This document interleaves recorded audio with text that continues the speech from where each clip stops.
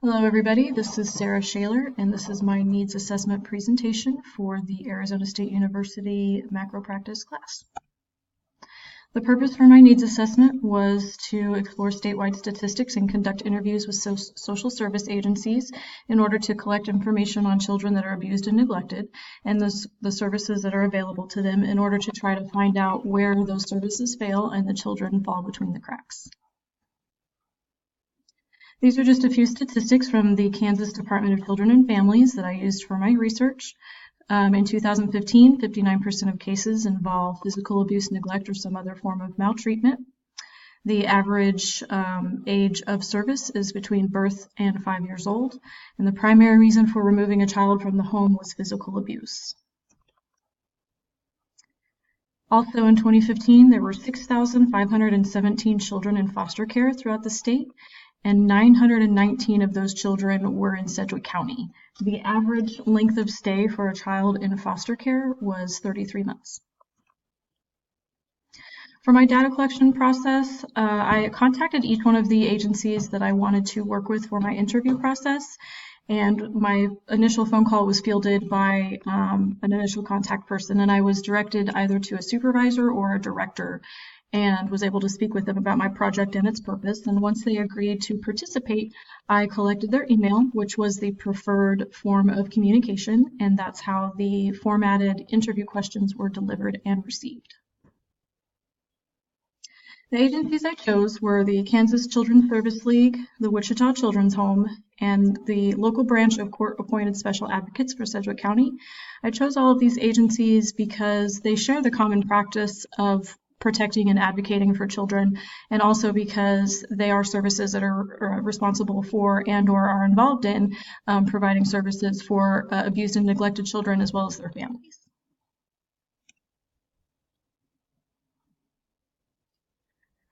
My interviewees were Pam Noble from the Kansas Children's Service League. She's been there for about 13 years and she is their family services manager.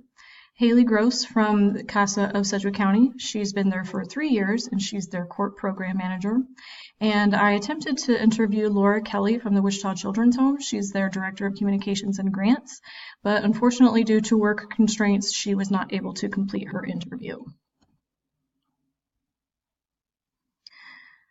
So these are my contributing interview questions that helped my research on my project. The first one was I asked the agencies to tell me how many youth they serve per year and what their most common ages are. For CASA, they're currently serving 168 children, and their most common age is between 6 and 11. And for the Kansas Children's Service League, in 2017, they served 40,000 children and families, and their most common age is between 0 and 5.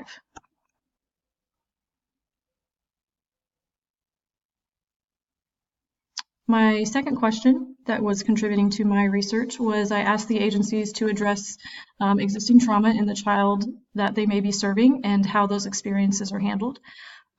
For the Kansas Children's Service League, they have trauma-informed care, which is provided for all of their staff annually. And for CASA, they look for adverse child experiences in their child clients. And if they are able to identify those experiences, then they address those issues with each child individually. My third contributing question was I asked each agency what kind of safeguards they have in place for protecting children that are receiving their services from experiencing any more abuse or neglect. For the Kansas Children's Service League, they require all of their children to be supervised when they're on the property, and they also have mandated reporting for child abuse and sexual prevention. For CASA, they like to keep eyes on the child at all times because they believe that a child is less likely to be abused when they have a caring, consistent person in their life. And they also believe that just having a CASA assigned to a child in need of care case is in and of itself a prevention tool. My fourth question was I asked them what kind of challenges are experienced by the people who receive their services. For CASA, they said that just being in juvenile court for a child is a re-traumatization for that child, and a lot of people don't seem to recognize that. For the Kansas Children's Service League, poverty is their biggest challenge that they deal with in the clients that they serve. For question number 5, I asked the agencies what the strengths were of their group. For CASA, they said that their strengths actually come from the children that they serve because they believe that children who have been abused or neglected are some of the most strongest people that they know. And for Kansas Children's Service League, they are a prevention agency. So they like to reach out to families and try to prevent the abuse before it starts, which is why they offer programs like their crisis nursery program, outpatient mental health, and doing everything that they can to collaborate with the Department of Children and Families to keep the children in a kinship relationship rather than in foster care. My 6th contributing question was I asked if there were any additional services that the populations that they serve need in addition to the services that they're already getting. Kansas Children's Service League stated that Wichita has a serious lack for after-hours and weekend care, which makes it hard for poverty-ridden families to get good-paying jobs. And for CASA, their number one thing that their kids need was stable placement.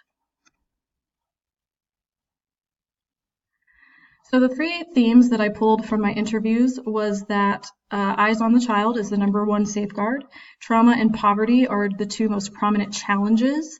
And the 2 things that agencies feel that their clients need the most that are not being met is stability and supervision for the kids. So the first issue being trauma, my recommendations for that is that each trauma in the child needs to be addressed immediately with an individual who is trained in trauma-informed care. And secondly, it would be beneficial for the child to see a play therapist and to help them work through their trauma. The second issue of poverty, my recommendations were to suggest looking at local resources for Section 8 housing, Medicaid, employment services, see if they are eligible for TANF or food stamps, daycare assistance, and also to help the family identify and locate local food pantries and thrift stores or charities that could assist with clothing items. For the stability and supervision issue, my recommendations were the Kansas Department of Children and Families has a HOPE mentor program that's available to child clients. I also recommended Big Brothers and Big Sisters, local YMCAs, church organizations or community resources that might have mentor programs, and also to educate the family on the effects of instability in children and how to remedy the contributing factors. To share my findings with the agencies I chose, I'm going to compile all of my data and research into an easy-to-read report complete with statistics, tables, and graphs, and then deliver those via the emails that I used for the interviews. My project successes were that the 2 people that I was able to work with were extremely enthusiastic about my report, and they thought that the project was a fantastic way to learn about local resources and the services that are available for children in need. The project barrier that I had, really the only one, was not being able to complete the interview with Laura Kelly. The way that I would address this issue in the future is to always plan for more than what is needed, to try to have at least 1 extra interview on hand just in case somebody can't fulfill their role. My lessons learned was, again, knowing that I need more than what is needed for the data. And then the information that I gathered about the local agencies, the resources that are available, and where the biggest challenges are, I believe that those challenges are where sometimes the services fail and a child may slip through the cracks of the system. Being made aware of this, I'll be able to look at my cases in the future, and if I can identify any of these issues, I'll be able to take immediate action, and also to make sure that the goals are being met, that the client is being given every opportunity available to improve their circumstances, and make sure that nothing is being overlooked.